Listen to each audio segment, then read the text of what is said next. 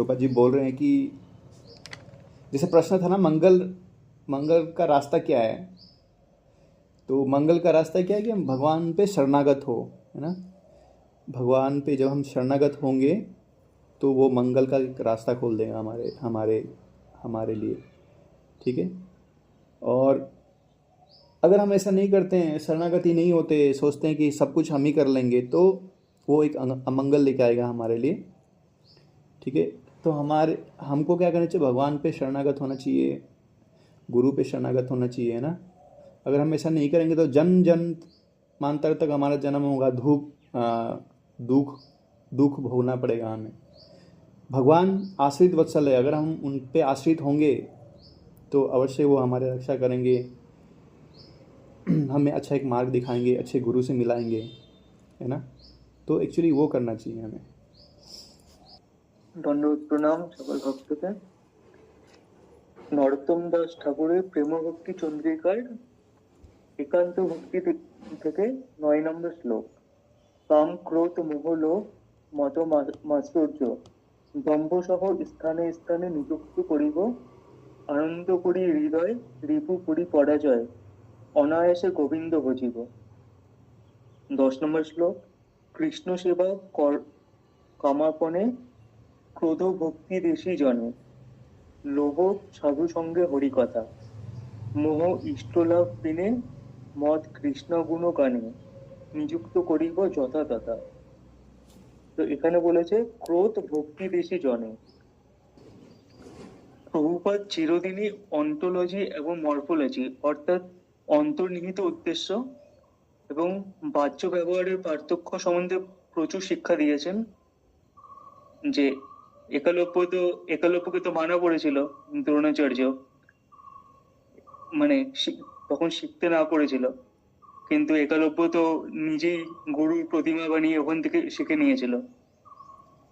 সেটা তো মানে মানে সদ্গুরুর মানে কথাই শোনা হয়নি, আর এরকম গুরুদেবের আজ্ঞা পালন করা হলো না। একালব্য দ্রোণাচার্যের প্রকৃত রূপ সাক্ষাদম্ভ ভাবে পরিত্যাগ করিয়া অপ্রকৃত মটিয়া রূপী তপস্যা করিয়াছিলেন। আমরা কোনো মটিয়া গুরু পাদপদ্মে সেবক নহি, বা এ প্রকার মাটিয়া গুরুর সেবা করিতেও কাউকে উপদেশ করি না। শ্রীল প্রভুপাদ বজ্র গম্ভীর স্বরে সর্বদাই আমাদিগকে শিক্ষা দিয়েছেন, আমরা কেহ কাঠ পাথরের মিস্ত্রি হইতে আসি নাই, আমরা চৈতন্যবাণীর পিয়ন মাত্র। তো আমাদের এইরকম গুরু পূজা করতে তো না করেছে প্রভুপাদ। অনুকরণকে অনুসরণ বলিয়া চালাইবার চেষ্টাই কলির প্রধান শয়তানি।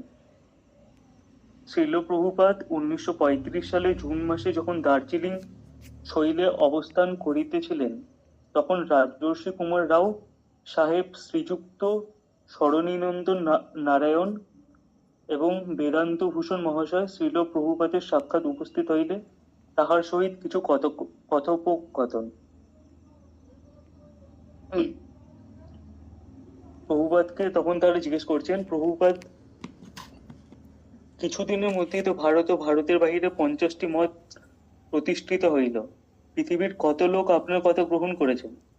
তো প্রভুপাদ জানাচ্ছেন, 50টি মঠের পরিবর্তে আমরা যদি সত্যি সত্যি 50টি মানুষ পেতাম, তাহলে আমাকে বেশি ভাগ্যবান বলে মনে করতাম। প্রভুপাদ তারপরে বলছে, জগতের সকল লোক যদি সত্য কথার বিরোধী হয়েও যায়, তথাপি শ্রী চৈতন্য নিজ দাসগুণের পদরেণু দ্বারা মাথায় মুকুট তৈরি করে নির্ভীক কণ্ঠে সত্য কথা বলতে হবে। সত্য কথা বলতে গেলে লোকপ্রিয়তা জনপ্রিয়তা অর্জন করা যাবে না। এত সস্তার মধ্যে মানে হরিসেবা হয়ে যায় ওদের মনে হয়, মানে প্রচারটা শুধু প্রচার করেছে, কিন্তু এটা কলির ছলনা, সেটাই এখান থেকে বোঝা যাচ্ছে। তিনি যেন মনে না করেন জনপ্রিয়তা অর্জন করাই লোকের নিকট জড় প্রতিষ্ঠা প্রাপ্তই, অপর ভাষার সত্যকে আবরণ করাই তৃণাদপি শুনিচন। তো প্রচার কম হচ্ছে আর লোকের জনপ্রিয়তা বেশি পাচ্ছি, মানে সে একটা টাকা কামাই করব আর মঠ মন্দির প্রতিষ্ঠা করব। আমরা পরেও দেখতে পারবো যে মঠ মন্দির প্রতিষ্ঠাকেই শুধু শ্রীল প্রভুপাদ বলেননি, যেমন এখানেও দেখতে পেলাম 50টি মঠের পরিবর্তে আমি যদি 50টি লোক পেতাম তাহলে বেশি কাজে দিত। শ্রীল প্রভুপাদ বলিতেছেন, আমার 50টি মঠ নহে, ইহা কাঠ পাথরের মিস্ত্রিগণের আশ্রয়স্থল। শ্রীল প্রভুপাদ চাহেন চেতনের মঠ, অর্থাৎ আদর্শ জীবন। তাই তিনি বলিয়াছেন, 50টি মঠের পরিবর্তে আমি 50টি মানুষ পাইলে বেশি লাভবান করিতাম। এই স্থলে কি কোনো ভৌম জগতের প্রাকৃত দৃষ্ট সম্পন্ন ব্যক্তি কোনো স্থান, গৃহ বা মঠকে লক্ষ্য করা হইতেছে? এখানে কেশব মহারাজ বলছে এখানে কোনো মঠ বা গৃহকে লক্ষ্য করা হয়নি। চৈতন্য মঠ বলিতে বৈষ্ণবের ব্যক্তিগত লক্ষ্য করিয়াছেন। চৈতন্য মঠ বলিতে বৈষ্ণবের ব্যক্তিত্বকেই লক্ষ্য করিয়াছেন। শ্রীল প্রভুপাদ প্রফেসর নিশিকান্ত স্যানেলের রচিত ইংরেজি ভাষায় লিখিত শ্রীকৃষ্ণ চৈতন্য গ্রন্থখানি দেখিয়া আনন্দে উৎফুল্ল হইয়া বলিয়াছিলেন, নিশিবাবু আমার লক্ষ লক্ষ টাকার মঠ মন্দির প্রতিষ্ঠা করিয়াছেন। যদুবাবুর ইচ্ছা শ্রীল প্রভুপাদের অন্তর্নিহিত জগৎ মঙ্গলকর ভাগবত কথার সর্বতোভাবে সমাধি দিয়া ঠাট বজায় রাখিয়া কাঠ পাথরগুলিকে রক্ষা করা হোক। তো প্রভুপাদের যত উদ্দেশ্য আছে সেগুলো তো কিছু পালন করা হলেই না, আর কাঠ পাথরের মূর্তি আমরা শুধু বানাচ্ছি, এটাই। আমাদের কাঠ পাথরের রক্ষা করিবার যত্ন অপেক্ষা শ্রীল প্রভুপাদের আচার প্রচার রক্ষা করাকেই গুরু সেবা মনে হইয়াছে। তো সেই দিকে কেশব মহারাজ মানে উপেক্ষা করে শুধু প্রভুপাদের আচার প্রচার রক্ষা করাকেই গুরু সেবা মনে করেছেন। যদুবাবু মনোগত ভাব ইট কাঠ গুলিকে বজায় করিয়া গুরু সেবা করা হইল, তাহার বাণীর সেবা করিলে গুরু সেবা হয় না। এখন কেশব মহারাজ বলছেন, প্রভুপাদের প্রতিষ্ঠিত মঠ মন্দির থাকিলে গুরু সেবা হইবে, ইহা কখনো সিদ্ধান্ত স্বীকার করিয়া লওয়া যায় না। যেমন বলছেন মঠে এখন মানে কিছু প্রবলেম বা মঠ মন্দির তারা এরকম করেছে, কিন্তু কেশব মহারাজ বলছে মঠ মন্দির থাকিলে গুরু সেবা হইবে এমন কোনো ব্যাপার নেই, আর এটা সিদ্ধান্তও না, ইতি খুব মুন্ডুপেটি বিচার।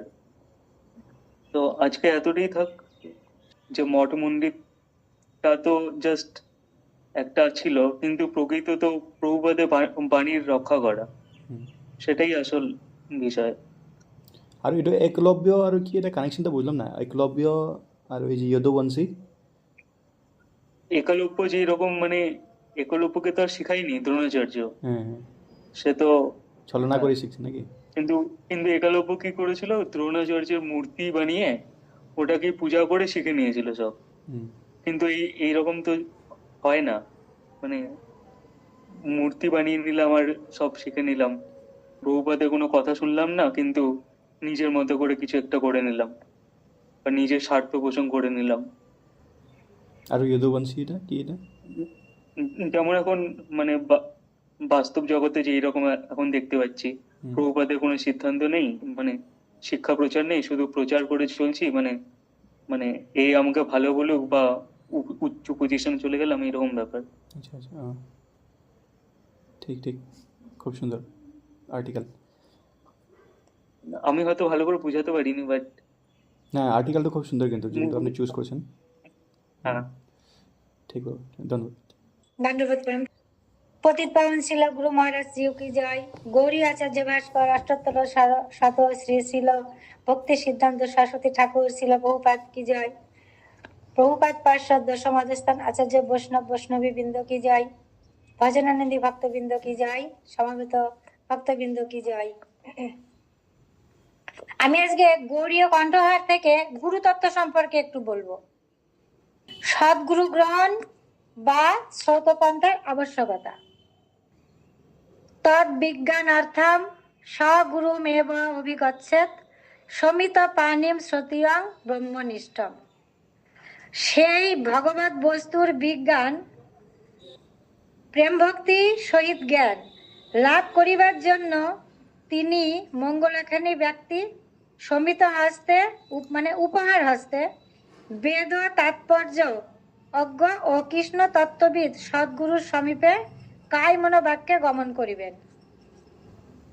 উত্তিষ্ঠত জাগ্রত প্রাপ্য বরাণ নিবদত পুরস্ব ধারা নিশিতা দূরত্বয়া দুর্গম পথতৎ কবয় বদন্তি। বলছে স্বয়ং বেদ পুরুষ সাধুগণের সম্বন্ধে হিতোপদেশে বলিতেছেন যে, হে সাধুগণ, নানাবিধ বিষয় চিন্তা হইতে নিবৃত হও, অনর্থ পরিত্যাগ করিয়া স্বস্বরূপে উদ্বুদ্ধ হও, মহৎ ব্যক্তিগণের নিকট হইতে কৃপা লাভ করিয়া ভগবানকে জানিবার জন্য সচেষ্ট হও। খুরের ধারের ন্যায় সংস্কৃতি মানে সংসার অতীব তীক্ষ্ণ অর্থাৎ বহু দুঃখকারিণী, দূরত্বয়া অর্থাৎ ভগবত জ্ঞান ব্যতীত সংসার উত্তীর্ণ হওয়া অসম্ভব। দিব্যসুরীগণ সেই সংসার নিবর্তক ব্রহ্মকে অতি যত্নে প্রাপ্য বলিয়া কীর্তন করেন, অর্থাৎ সদ্গুরুর পদাশ্রয়ে সযত্নে ভগবত অনুশীলন ব্যতীত সংসার তরণের আর উপায় নেই। যস্য দেবে পরাভক্তির যথা দেবে তথা গুরু তস্য এতে কথিতা হি অর্থা প্রকাশন্তে মহাত্মানো।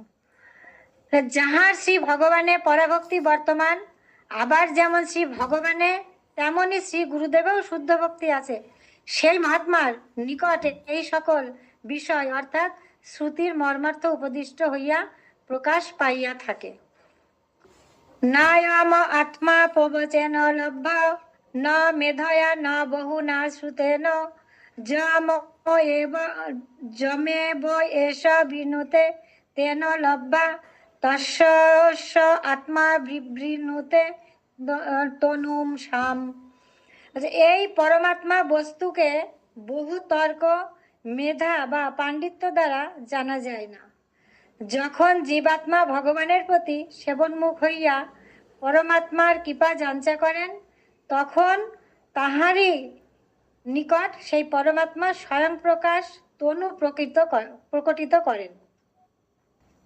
মানে আমরা জাগতিক কোনো মেধা, তর্ক, পাণ্ডিত্য দ্বারা আমরা এইগুলো বিচার করতে পারবো না। যখন জীবাত্মা ভগবানের সেবনমুখ হবে, তখন আমাদের ভেতরে জীবাত্মা পরমাত্মা দুই আত্মাই আছে। আচ্ছা, জীবাত্মা যখন ভগবানের প্রতি সেবনমুখ হবে, তখন পরমাত্মার কাছে কৃপা যাঞ্চা করেন। পরমাত্মা তখন সন্তুষ্ট হইয়া, পরমাত্মাই স্বপ্রকাশ, পরমাত্মাকে ক্ষীরোদশায়িক বিষ্ণু, পরমাত্মা যে ক্ষীরোদশায়িক বিষ্ণু। আচ্ছা, ওই পরমাত্মাই তখন তার তনু প্রকাশ প্রকটিত মানে স্বয়ং গুরুদেবের সঙ্গে সাক্ষাৎ করিয়ে দেন। জনম মরণাদি সংসার অনল সন্তপ্ত দীপ্ত শিরা জলম রাশিমিব উপহার পানি সতীয়ং ব্রহ্মনিষ্ঠম গুরুমুপসৃত তমনুসরতি। আচ্ছা, মস্তক জ্বলিয়া উঠিলে লোক যেমন জল সমীপে গমন করে, সেই রূপ জন্ম মরণাদি সংসার অনলে সন্তপ্ত হইয়া শিষ্য উপহার হস্তে বেদ বেদাঙ্গ বেদান্ত পরাগ ব্রহ্মনিষ্ঠ গুরুর নিকটে গমন করেন এবং তাহার অনুগত হন। আমাদের যখন আমরা বহুবার মানে লক্ষ লক্ষ কোটি কোটি বার জন্মগ্রহণ করেছি আর মৃত্যুবরণ করেছি, কিন্তু কোনো জন্মে আমরা গুরু পাইনি। পিতামাতা প্রত্যেক জন্মে পেয়েছি, সন্তানাদি প্রত্যেক জন্মে পেয়েছি, স্বামী স্ত্রীর সম্পর্ক প্রত্যেক জন্মে পেয়েছি, কিন্তু মনুষ্য জন্ম পাইনি আর সদ্গুরু অনুসন্ধান করিনি। তো এখানে কি বলছে, এই জন্ম মরণাদি সংসার অনলে সন্তপ্ত হইয়া শিষ্য যখন মানে এই জন্ম মরণ এর জ্বালা, যে সংসার অনল, এই জ্বালাতে যখন আমরা যখন নিজেকে জ্বালা অনুভব করব, তখন কি করব, শিষ্যের কাছে গুরুদেবের কাছে আমরা উপস্থিত হব। কেমন গুরুদেব? বেদ বেদাঙ্গ বেদান্ত পরাগ ব্রহ্মনিষ্ঠ গুরুর নিকটে, তাহলেই আমাদের মঙ্গল হবে। জীব নিত্য কৃষ্ণ দাস তাহা ভুলি গেল, এই দোষে মায়া তার গলায় বান্ধিল। কৃষ্ণ ভুলি সেই জীব অনাদি বহির্মুখ, অতএব মায়া তারে দেয় সংসার আদি দুঃখ। তাহলে এখানে কি বলছে, আমার নিজের নিত্য পরিচয় হচ্ছে আমি কৃষ্ণ দাস, আমি নিত্য কৃষ্ণ দাস, আর কৃষ্ণ হচ্ছে আমার নিত্য প্রভু। তাহলে এইটা যখন আমি ভুলে গেলাম, তখন মায়া আমার গলায় বাঁধলো, আর কৃষ্ণকে যেই ভুলে গেলাম, মায়া যখন আমাকে আক্রান্ত করলো, তখন আমি অনাদি বহির্মুখ, মানে কোন দিকে যাচ্ছি কোন দিকে না যাচ্ছি, কি করছি না করছি, আমার হৃদয়ে কোনো জ্ঞান থাকছে না। আর এই মায়া তখন আমাকে এই সংসারের যা দুঃখ, সমস্ত দুঃখ দিতে থাকছে। কৃষ্ণ বইয়ের মুখ হইয়া ভগবাঞ্চা করে, নিকটস্থ মায়া তারে জাপটিয়া ধরে। পিশাচি পাইলে যেন মতিচ্ছন্ন হয়, মায়াগ্রস্ত জীবের হয় সেবা উদয়। তাহলে কৃষ্ণ বহির্মুখ হয়ে আমরা ভোগ বাঞ্ছা করছি। কি ভোগ বাঞ্ছা? না নিজের ইন্দ্রিয়র তৃপ্তি, নিজের দেহের সুখ।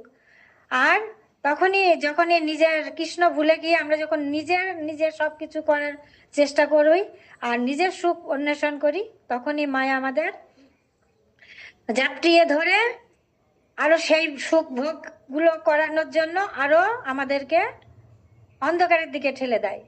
আর পিশাচি মানে যে ভূত প্রেত, এইগুলোকে বলা হয় পিশাচি। পিশাচি যাদের পাড়া গ্রামে বাড়ি, তারা ওই ভূতে ধরা মানুষ দেখলে তারা বুঝতে পারবে। যখন কাউকে ভূতে ধরে, তখন সে কি করে, তার নিজের আসল পরিচয় দেয় না। যে পিশাচি তার মাথায় ভর করেছে, তার শরীরে ভর করেছে, তখন সে তার পরিচয় দেয়। তো আমাদেরও তাই হয়েছে, আমারও তাই হয়েছে। আমি কি বলি, না এটা আমার এই নাম আছে, একটা জাগতিক একটা নাম আছে, জাগতিক পিতামাতা আছে, জাগতিক সমস্ত পরিচয় আছে, স্বামী আছে, সন্তান আছে, সবকিছু। আমি সেই পরিচয়গুলোকে মনে করি এইগুলো আমার আসল পরিচয়। এটা হচ্ছে মায়াগ্রস্ত, আমি যে মায়াগ্রস্ত এটা আমার ভাব, কিন্তু এটা আমার আসল পরিচয় নয়। তাহলে আমার মতিচ্ছন্ন হয়েছে। সেই জন্য আমি এই দেহগত যত সম্পর্ক, এই সম্পর্কগুলো নিয়ে আমার নিজের পরিচয় দিতে ব্যস্ত হয়ে থাকি। আমি নিত্য কৃষ্ণদাস এই কথা ভুলে, মায়ার নপর হইয়া চিরদিন ভুলে। কবু রাজা কবু প্রজা কবু বিপ্র শূদ্র, কবু সুখী কবু দুঃখী কবু কীট ক্ষুদ্র। কবু স্বর্গে কবু মর্তে নরকে বা কবু দেব কবু দত্ত কবু দাস প্রভু। তাহলে যখনই কৃষ্ণকে ভুলে যাচ্ছি, মায়ার নফর মানে চাকর হয়ে কি করছি, কখনো রাজা কখনো প্রজা, কখনো বিপ্র কখনো শূদ্র, কখনো সুখী কখনো দুঃখী, কখনো কীট পতঙ্গ, ক্ষুদ্র ক্ষুদ্র কীট পতঙ্গ, কখনো স্বর্গে কখনো মর্তে, কখনো নরকে, কখনো দেব দত্ত, আবার কখন কারোর দাসত্ব করছি। আচ্ছা, এই রূপ ভ্রমিতে ভ্রমিতে কোন ভাগ্যবান জীব গুরু কৃষ্ণ প্রসাদে পায় ভক্তিলতা বীজ। তাতে কৃষ্ণ ভজে করে গুরুর সেবন, মায়া জাল ছুটে পায় শ্রীকৃষ্ণ চরণ। এইভাবে মায়ার চাকর হয়ে ঘুরতে ঘুরতে শুধু জন্ম আর মরণ, জন্ম আর মরণ, আর এই মায়ার চাকরগিরি করতে করতে যদি ব্রহ্মাণ্ড শুধু ভ্রমণ করতে করতে কি হবে, গুরু কৃষ্ণ প্রসাদে ভক্তিলতা বীজ যদি একবার অন্তরে বপন হয়ে যায়, তখন কি করা হয়, কৃষ্ণ ভজব আর গুরুর সেবা করব। তো আর কৃষ্ণ ভজন করলে, গুরুর সেবা করলে মায়াজাল ছুটে যাবে আর কৃষ্ণচরণ অবশ্যই পাবো, এই বিশ্বাস নিয়ে। মুখাং করতি বাচলাং পঙ্গুলঙ্গায়তে গিরিম, যৎকৃপা তমাং বন্দে পরমানন্দ মাধবম। যাহার কৃপা মুখকে বাচাল করিতে এবং পঙ্গুকে গিরিলঙ্ঘ করাইতে পারে, সেই পরমানন্দ স্বরূপ মাধবকে আমি বন্দনা করি। আচ্ছা, তিনি জগৎগুরু গোস্বামী। বাচ বেগং মনস ক্রোধ বেগং জিহ্বা বেগং উদর উপস্থ বেগং, এতান বেগাঞ্জ বিষয়ত ধীর সর্বামপি মাম পৃথিবীম সশিষ্যাৎ। এটা শ্রীরূপ গোস্বামীর কৃত উপদেশ অমৃত প্রথম 1 নম্বর শ্লোক। তাহলে জগৎগুরু গোস্বামী কেমন? বাক্যের বেগ, মনের বেগ, ক্রোধের বেগ, জিহ্বার বেগ, উদরের বেগ, উপস্থের বেগ, এই 6টি বেগ যে ব্যক্তি বিশেষ রূপে সহ্য করিতে সমর্থ হন, তিনি এই নিখিল পৃথিবী শাসন করিতে পারেন, অর্থাৎ শিষ্য করিতে পারেন, অর্থাৎ তিনি সর্ববেগজয়ী গোস্বামী জগৎগুরু। ষটকর্ম নিপুণ বিপ্র মন্ত্রতন্ত্র বিশারদ, অবৈষ্ণব গুরুন সাত বৈষ্ণব সকচ গুরু। এখানে শ্রীগুরু প্রাকৃত জাতিকুলের অন্তর্গত মর্তজীব নহেন। কি বলছে? যজন যাজন অধ্যয়ন অধ্যাপন দান ও প্রতিগ্রহ, এই ষটকর্ম নিপুণ এবং মন্ত্রতন্ত্র বিশারদ অবৈষ্ণব ব্রাহ্মণও গুরু হইতে পারেন না। কিন্তু চণ্ডালকুলে প্রকটিত বিষ্ণু ভক্তি পরায়ণ বৈষ্ণব গুরু হইবার যোগ্য। এখানে কি বলছে? ছটা কর্ম যজন যাজন, অধ্যয়ন অধ্যাপন, দান প্রতিগ্রহ, এই শতকর্ম, এই ছটা কর্মে নিপুণ। যজন যাজন ভগবানের সেবা পূজা করা, নিজে যাজন করা, অধ্যয়ন অধ্যাপন পাঠ করা, অধ্যকে অন্যকে শিক্ষা দেওয়া, দান গ্রহণ করা, পরিবর্তে কিছু দান তাকে অন্যকে কিছু ফিরিয়ে দেওয়া। আচ্ছা, এই ছটা কর্ম নিপুণ হওয়ার মন্ত্রতন্ত্র বিশারদ কিন্তু অবৈষ্ণব, সে ব্রাহ্মণ, তবুও সে গুরু হতে পারে না। কিন্তু চণ্ডালকুলে প্রকটিত বিষ্ণু ভক্তি পরায়ণ বৈষ্ণব গুরু হইবার যোগ্য।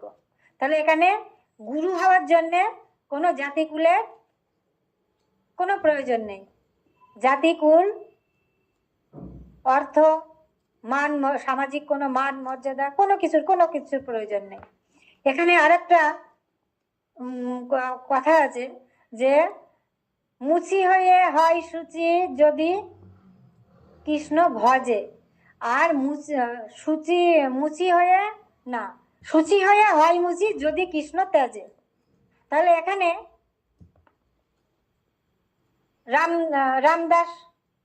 রামদাস এক মুচির কর্ম করতেন, কিন্তু তিনি ছিলেন পরম বৈষ্ণব। মুচির মানে সে কাজ করতো, সেই মুচির কাজ আর কি। কিন্তু এখানে আমরা যদি তাকে এই বাহ্যিক কর্মটাকে ধরি, তাহলে এখানে আমাদের বৈষ্ণব অপরাধ হয়ে যাবে। তাই এখানেও সেটাই বলছে যে প্রাকৃত গুরু জাতিকুলের অন্তর্গত মর্তজীব নহেন। তা সত্যি গুরু মর্তজীব নহেন। গুরু তো আমরা কালকে অনেক রকম ভাবে শুনলাম। গুরু কোনো সময়ে আমাদের পঞ্চভৌতিক দেহে অবস্থান করলেও তার দেহটা পঞ্চভৌতিক নয়, এবং তিনি আমাদের মতো সাধারণ মানুষ নন। আচ্ছা, বৈষ্ণবী সর্ববর্ণাশ্রমের গুরু। কিবা বিপ্র কিবা ন্যাসী শূদ্র কেনে নাই, যে কৃষ্ণ তত্ত্ববেত্তা সেই গুরু হয়।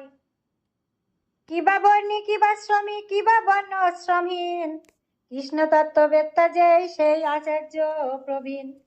আসল কথা সারি ভাই, বর্ণে যে করে আদর, অসৎ গুরু করি তার বিনষ্ট পূর্বাপর।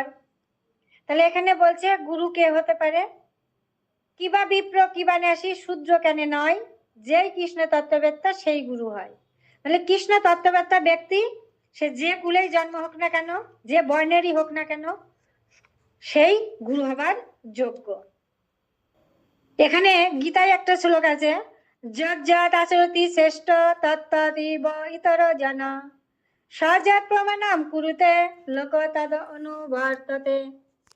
শ্রেষ্ঠ লোক যেরূপ আচরণ করিয়া থাকেন, অশ্রেষ্ঠ ব্যক্তিগণ তদ অনুকরণ করেন। তিনি যা প্রমাণ বলিয়া স্বীকার করেন, লোক তাহাতে অনুবর্তী হয়।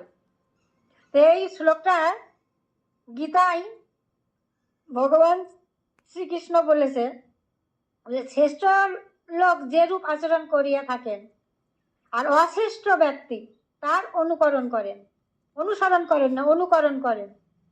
কিন্তু অনুকরণ করলেই তো সেটা শ্রেষ্ঠ বলে মানা যাবে না। শ্রেষ্ঠ ব্যক্তিগণ যখন সেটাকে প্রমাণ বলে স্বীকার করবেন, তখনই সেটাকে অনুসরণ বলে সকলে গ্রহণ করবে। আপনে আচরে কেহ না করে প্রচার, প্রচার করেন কেহ না করে আচার। আচার প্রচার নামের করহ দুই কার্য, তুমি সর্বগুরু তুমি জগতের রাজ্য। এই কথাটা মহাপ্রভু হরিদাস ঠাকুরকে বলেছিলেন চৈতন্য চরিতামৃতের অন্তকাণ্ডে। হ্যাঁ, আপনে আচরে কেহ না করে প্রচার, প্রচার করেন কেহ না করে আচার। আমরা তো এখন চারদিকে, আমাদের চারদিকে এটাই দেখতে পাই যে আচার করে না, অথচ প্রচারের খুব বাহাদুরি। তা ওই প্রচারের কোনো সুফল নেই, ওই প্রচার মহাপ্রভুর কান পর্যন্ত ওই প্রচারের শব্দ পৌঁছাবে না। মহাপ্রভু ওগুলোকে তাকিয়ে দেখবেনই না, শোনা তো দূরের কথা। প্রচার করেন কেউ না করে আচার, কেউ আচার করে প্রচার করে না, আর কেউ প্রচার করে কিন্তু আচার করে না। আর কেউ আচার করে, কেউ প্রচার করছে না। কিন্তু হরিদাস ঠাকুরকে আজ্ঞা দিলেন, তুমি আচার করছো, তুমি প্রচার করো, দুই কার্যই তুমি করো। তুমি সর্বগুরু, তুমি জগতের আর্য। আপনি আচরি ভক্তি শিখামু সবারে, আপনি না কইলে ধর্ম শিখানো না যায়। নিজে যদি আচরণ না করি তাহলে আমি অন্যকে কি করে শেখাই? সেই কারণে ভক্তি শিক্ষা মহাপ্রভু আমাদের কিভাবে দিলেন? নিজে আচরণ করে আমাদের মতো কলিয়াতে জীবদের শেখানোর জন্য নিজে আচরণ করলেন, ভগবান ভক্ত রূপ ধারণ করলেন। তাহলে এখানে আমাদের সেইটাই তো অনুসরণ করতে হবে। নিজে আগে আচরণ করতে হবে, যথাযথ আচরণ, তারপরে আমাদের অন্যকে শিক্ষা দেওয়ার অধিকার আমরা পাবো।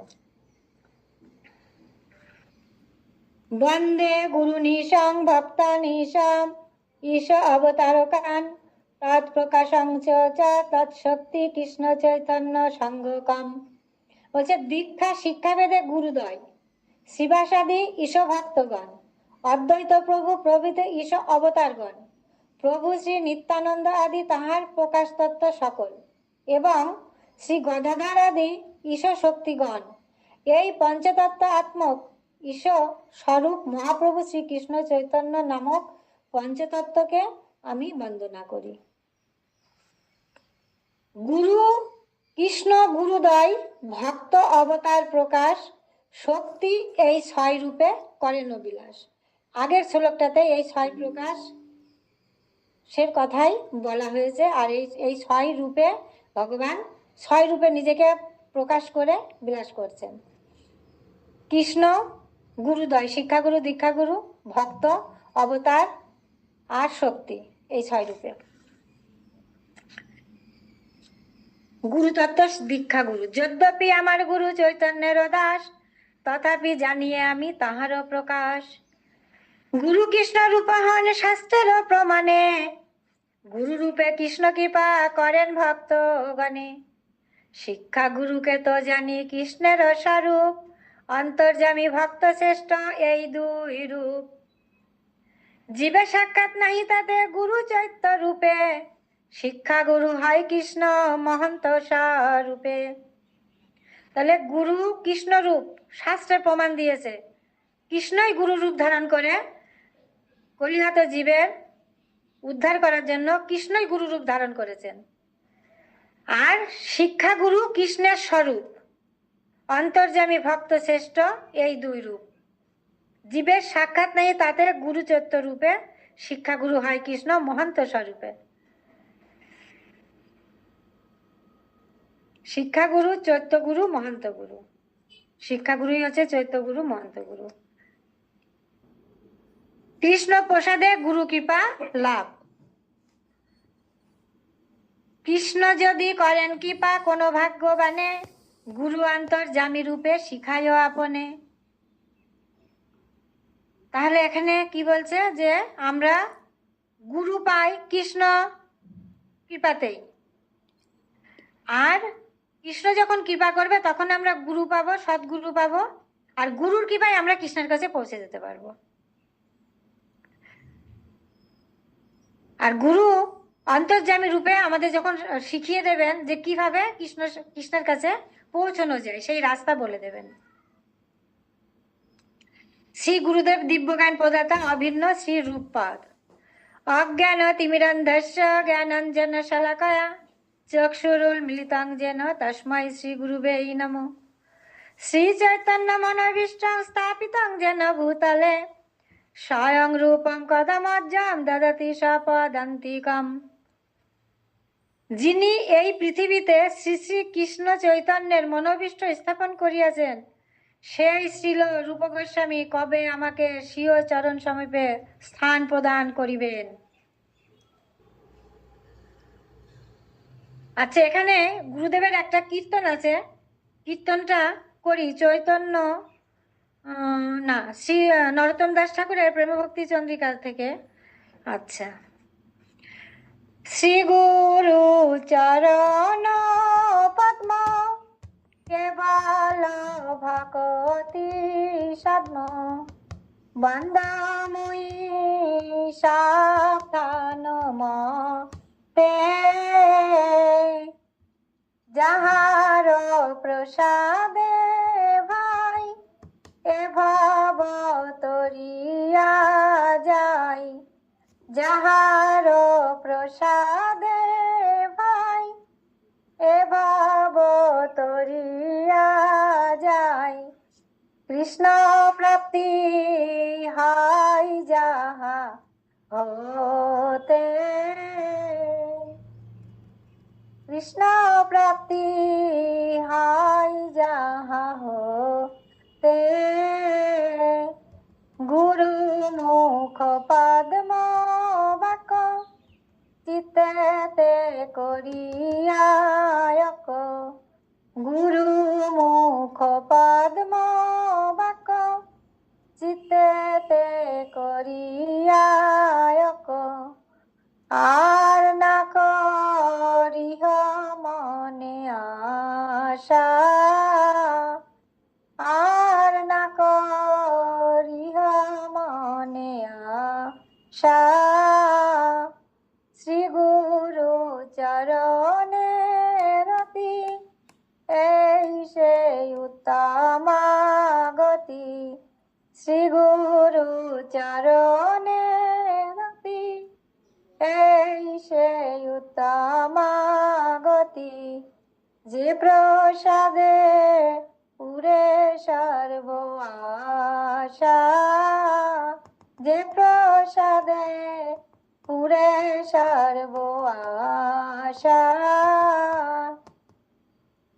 চক্ষু দান দিল যেই জন্মে জন্মে প্রভু সেই, চক্ষু দান দিল যেই জন্মে জন্মে প্রভু সেই, দিব্য জ্ঞান হৃদয় প্রকাশিত, দিব্য জ্ঞান হৃদয় প্রকাশিত, প্রেম ভক্তি যাহা হইতে অবিদ্যা বিনাশ যাতে, প্রেম ভক্তি যাহা হইতে অবিদ্যা বিনাশ যাতে, বেদে গাই যাহার চরিত, বেদে গাই যাহার চরিত, শ্রী গুরু করুণা সিন্ধু অধম জানার বন্ধু, শ্রী গুরু করুণা সিন্ধু অধম জানার বন্ধু, লোকনাথ লোকের জীবন, লোকনাথ লোকের জীবন, আহা প্রভু কর দয়া দেহ মোরে পদ ছায়া,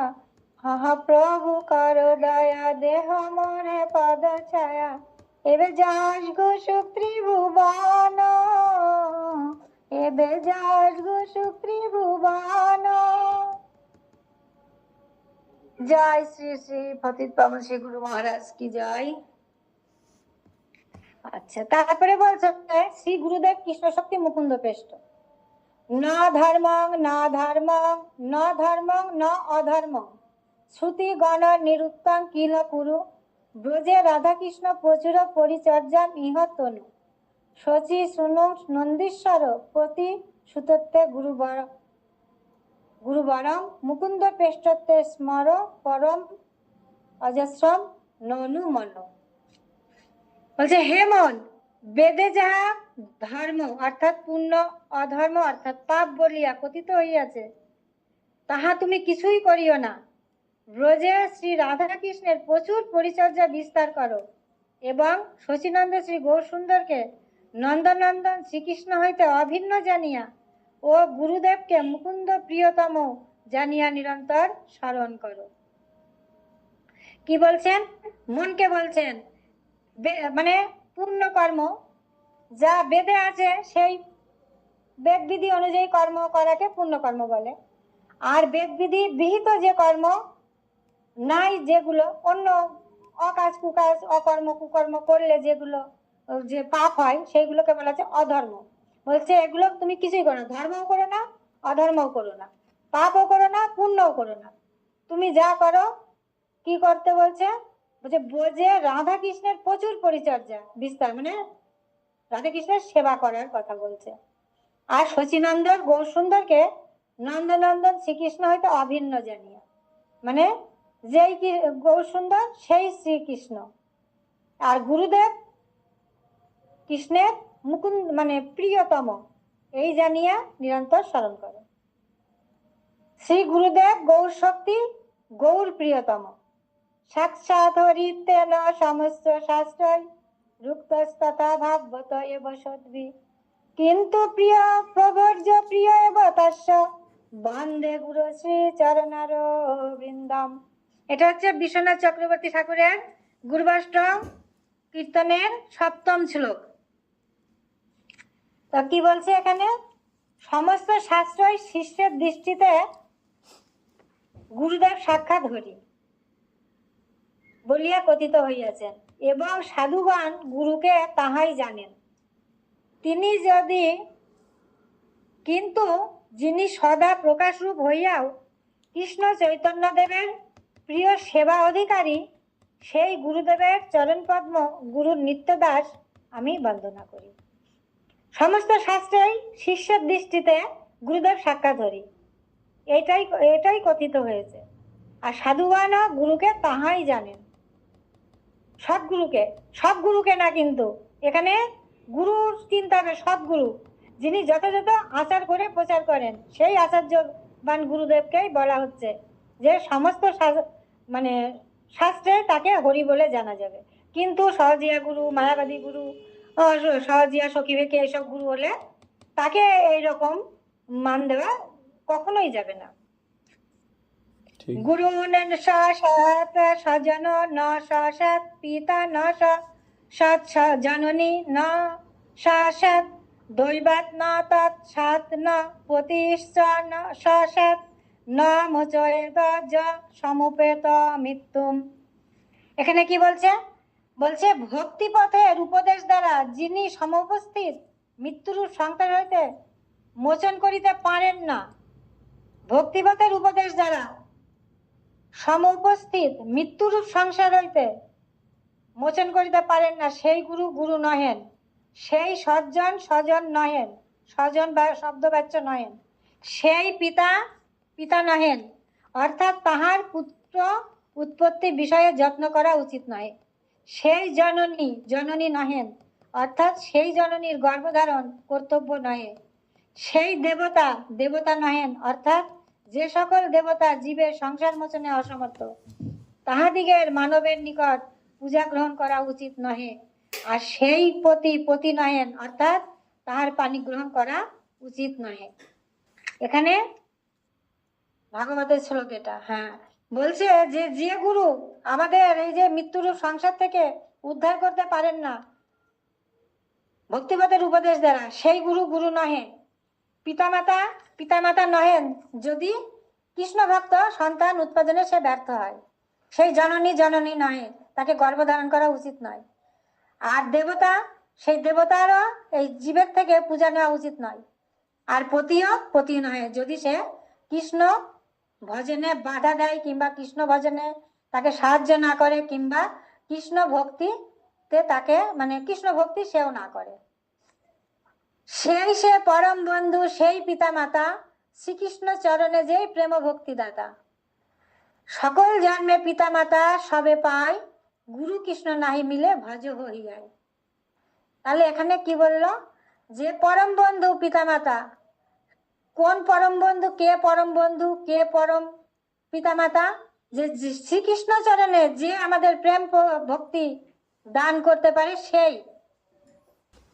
কেবল পাণ্ডিত্য থাকলেই গুরু হওয়া যায় না। শব্দ ব্রহ্মণী নিষ্ণাত ন নিষ্ণায়াত পরে যদি সমস্তস্য শ্রমফল অধেনুমিব রক্ষত। বলছে শব্দ ব্রহ্মরূপ বেদবাক্যে পারঙ্গত হইয়াও যদি বেদ তাৎপর্য রূপ পরম ব্রহ্মে অবগাহন না করে, অর্থাৎ তৎ ভজন পরায়ণ না হয়, তবে বৎসহীন গাভী রক্ষার নাই বেদ বাক্যে তাহার যত্ন কেবল শ্রম ফল উৎপাদন করে।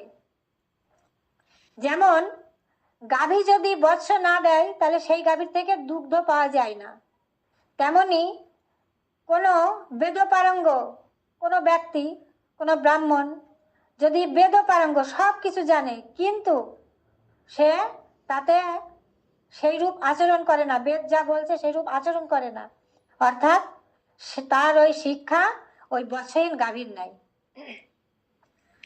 কুলীন বা বেদাধ্যায়ী অবৈষ্ণব গুরু নহেন। মহাকুল প্রসূতোপি সর্বযজ্ঞেষু দীক্ষিত সহস্র শাখাধ্যায়ী চ ন গুরু স্যাত অবৈষ্ণব। মহাকুল প্রসূত সর্বযজ্ঞের দীক্ষিত ও বেদের সহস্র শাখাধ্যায়ী ব্রাহ্মণ ও অবৈষ্ণব হইলে গুরুপদে অভিষিক্ত হতে পারেন না। শিষ্যের নিকট হইতে যিনি পরিচর্যা যশলাভের বাসনা করেন তিনি নিশ্চয় গুরুপদবাচ্য নহেন। হে দেবী, শিষ্যের বিত্ত অর্থাৎ ধন অপহারক বহু গুরু আছেন, কিন্তু শিষ্যের সন্তাপ নাশক সদ্গুরু দুর্লভ। আর অসৎগুরু সর্বদাই পরিত্যাজ্য। বলছে ভোগ বিষয় লিপ্ত অকর্তব্য বিবেক রহিত মূঢ় এবং শুদ্ধ ভক্তি ব্যতীত ইতর পন্থা অনুগামী ব্যক্তি নামে মাত্র গুরু হইলেও তাহাকে পরিত্যাগ করাই বিধি আছে। এখানে গুরু কিরকম গুরু হলে বিধি ত্যাগ করার বিধি আছে সেই সম্পর্কে আমরা একটু জানতে পারবো। বলছে ভোগ বিষয় লিপ্ত, কর্তব্য অকর্ম ও অকর্তব্য বিবেক রহিত মূঢ় এবং শুদ্ধ ভক্তি ব্যতীত ইতর পন্থা অনুগামী ব্যক্তি নামে মাত্র গুরু হলেও তাহাকে পরিত্যাগ করাই বিধি। বলছে স্নেহবশত বা লোভবশত যে গুরু দীক্ষাবিধি ব্যতিরেকে মন্ত্র দেন এবং ভালোবাসার খাতিরে বা কোনো রূপ লোভের আশায় যিনি এই রূপ ভাবে মন্ত্র গ্রহণ করেন তারা উভয়েই দেবতার অভিশাপ প্রাপ্ত হন। মানে স্নেহবশত বা লোভবশত যে গুরু দীক্ষাবিধি ব্যতিরেকে মানে পঞ্চরাত্রিক দীক্ষাবিধি ব্যতিরেকে ভালোবাসার খাতিরে মন্ত্র দান করেন সে গুরু শিষ্য দুইজনই অভিশাপগ্রস্ত। যিনি আচার্য বেশে অন্যায় অর্থাৎ সাতত শাস্ত্র বিরোধী কথা কীর্তন করেন এবং যিনি শিষ্যরূপে অন্যায়ভাবে তা শ্রবণ করেন তাহারা উভয়েই অনন্তকাল ঘোর নরকে গমন করেন। আচার্যের বেশ আছে অথচ অন্যায় আর শাস্ত্র বিরোধী কথা কীর্তন করেন, যে বলে যে শোনে দুইজনই অনন্তকাল ঘোর নরকে গমন করবেন। গুরু বৈষ্ণব বিদ্বেষী হইলে গুরুর আরোপ্য লিপ্তস্য শ্লোক স্মরণ করিয়া তাহাকে পরিত্যাগ করিবে। সেই গুরুর বৈষ্ণব ভাব না থাকায় ও অবৈষ্ণবতা হেতু তাহার গুরুত্ব থাকিতে পারে না জানিবে। ভক্ত তাদৃশ গুরুকে অবৈষ্ণব উপদিষ্টেন বস্ত্রেন বিষয় জানিয়া তাহাকে ত্যাগ করিবে। উক্ত লক্ষণ বিশিষ্ট শ্রী গুরুদেবের অবর্তমানে তাদৃশ কোনো এক মহাভাগবতের নিত্য সেবা করাই পরম শ্রেয়। এখানে কি বলছে, যদি না জেনে বুঝে কোনো অবৈষ্ণব মানে গুরুর বেশে আছে অবৈষ্ণব গুরুর থেকে যদি আমরা শিষ্যত্ব গ্রহণও করি তাহলে যখন জানতে পারবো তখন কি তাকে ত্যাগ করতে হবে। ত্যাগ করে তারপরে মহাভাগবতের কোনো নিত্য সেবা করাই আমাদের পরম কাজ হবে, পরম শ্রেয় কার্য হবে। তদ্বিদ্ধি প্রণিপাতেন পরিপ্রশ্নেন সেবয়া উপদেক্ষন্তি তে জ্ঞানম জ্ঞানীন তত্ত্বদর্শিনা। এটা হচ্ছে গীতার শ্লোক 4th অধ্যায় 34 নম্বর। বলছে হে অর্জুন, তুমি প্রণিপাত পরিপ্রশ্ন সেবা দ্বারা যে তত্ত্ব অবগত হও তত্ত্বদর্শী জ্ঞানীগণ তোমার প্রণিপাত পরিপ্রশ্ন সেবা ভিত্তিতে সন্তুষ্ট হইয়া কৃপাপূর্বক তোমাকে তত্ত্ব জ্ঞান উপদেশ করিবেন। তাহলে আমাদের গুরুদেবের কাছে কিভাবে যেতে হবে, কিভাবে পরিপ্রশ্ন করতে হবে, প্রণিপাত করে পরিপ্রশ্ন করে অকৃত্রিম সেবার দ্বারা তাকে সন্তুষ্ট করতে হবে। তারপরে সেই তত্ত্বদর্শী গুরুদেব আমার সেবায় সন্তুষ্ট হয়ে তখন তিনি আমাকে তত্ত্বজ্ঞান উপদেশ দান করবেন। সদ্গুরুর উপাসনা রূপ ঐকান্তিক ভক্তি দ্বারা ধীর পুরুষ বিদ্যা কুঠারে ত্রিগুণাত্মক লিঙ্গ শরীর ছেদন করিয়া পরমাত্ম সম্পত্তি লাভ করিবেন এবং পরে সেই সম্পত্তি লাভের উপায় স্বরূপ জ্ঞান কুঠারকেও পরিত্যাগ করিয়া পরাভক্তি লাভ করিবেন। কি বলছে, সদ্গুরুর উপাসনা রূপ ঐকান্তিকী ভক্তি দ্বারা ধীর পুরুষ বিদ্যা কুঠারে ত্রিগুণাত্মক লিঙ্গ শরীর ছেদন করিবেন। তার মানে ত্রিগুণাত্মক লিঙ্গ মানে ত্রিগুণ মানে আমাদের এই শরীরটা পঞ্চভৌতিক দেহটা তো সত্য রজ তম গুণ দিয়ে ঢাকা আছে, এই 3 গুণের আধার। তাহলে এই 3 গুণকে ওই কুঠার দিয়ে ভক্তির কুঠার দিয়ে ছেদন করতে হবে, তারপরে পরমাত্মা সম্পত্তি লাভ করব। আচ্ছা, সেই সম্পত্তি লাভের উপায় স্বরূপ জ্ঞান কুঠার, জ্ঞান থাকলেও হবে না, জ্ঞানকেও পরিত্যাগ করে তারপরে আমরা পরভক্তি লাভ করব। সংসারের পার হইয়া ভক্তির সাগরে যে ডুবিবে সে ভজুক নিতাই চান্দেরে। আমার প্রভুর প্রভু শ্রী গৌর সুন্দর, এ বড় ভরসা চিত্তে ধরি নিরন্তর। এটা হচ্ছে চৈতন্য ভাগবতের শ্লোক। যে গুরুদেব অভিন্ন নিত্যানন্দ স্বরূপ, সংসারের পার হইয়া ভক্তির সাগরে, সংসার পার হলে আমরা ভক্তির সাগরে যেতে পারবো। যতদিন আমরা সংসারের মধ্যে হাবুডুবু খাবো, ভক্তি যতই করি না কেন ওটা লোক দেখানো মিছা ভক্তি হবে, আসল ভক্তি না। আসল ভক্তিতে যখন আমরা যাব তখন এই দেহের বাইরে গিয়ে, ভক্তি হচ্ছে আত্মার কর্ম, দেহের কর্ম নয়। তাহলে কি বলছে, সংসারের পার হইয়া ভক্তির সাগরে যে ডুবিবে সে ভজুক নিতাই চান্দেরে। আমার প্রভুর প্রভু শ্রী গৌর সুন্দর, এ বড় ভরসা চিত্তে ধরি নিরন্তর। এই কথাটি ভাগবত লেখক বৃন্দাবন দাস ঠাকুর বলেছেন। তারপরে এবার আসছে আমাদের গুরু পরম্পরা। সুখময় ধাম স্বরূপ আনন্দ তীর্থ মধ্যমণি জয়যুক্ত হন, পণ্ডিতগণ তাহাকে সংসার সাগর উত্তরণের তরণী বলিয়া কীর্তন করিয়া থাকেন। মানে মধ্যাচার্য গতকালকে আমাদের প্রভু চৈতন্য চরিতামৃত থেকে পাঠ দিয়েছিলেন হচ্ছে মাধবেন্দ্র পরিপাদ। যেমন আমাদের সম্প্রদায়ের নাম হচ্ছে ব্রহ্মমধ্য গৌরীয় সম্প্রদায়। তার মানে কৃষ্ণ হইতে চতুর্মুখ, মানে কৃষ্ণ ব্রহ্মাকে দিয়েছিল এই জ্ঞান, এই জ্ঞান ব্রহ্মা হইতে পরপর। আমি সেটা একটু বলি। কৃষ্ণ হইতে চতুর্মুখ, হয় কৃষ্ণ সেবন মুখ, ব্রহ্মা হইতে নারদের মতি। নারদ কহে ব্যাস, মধ্য কহে ব্যাস দাস, পূর্ণপ্রজ্ঞ পদ্মনাভ গতি। নৃহরি মাধব বংশে অক্ষব্য পরমহংস শিষ্য বলি অঙ্গীকারও করে।